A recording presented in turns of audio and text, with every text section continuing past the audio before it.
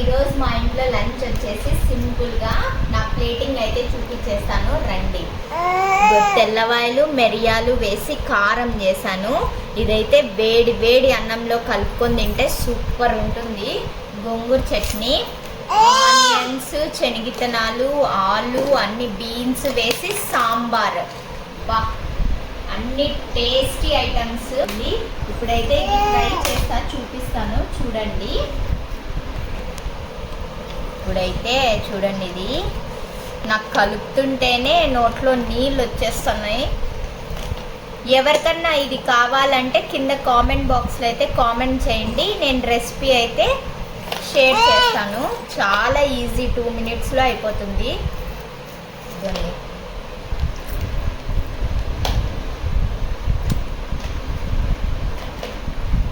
నాకైతే చాలా ఇష్టం. ఏం కర్రీస్ ఉన్నా లేకపోయినా దాంతో అయితే ఫుల్ భోజనం అయితే కంప్లీట్ చేసుకోవచ్చు. అంత ఇష్టం నాకు. మీ ఇంట్లో లంచ్ ఏం చేస్తారో కామెంట్ బాక్స్లో అయితే కామెంట్ చేయండి. Bye bye.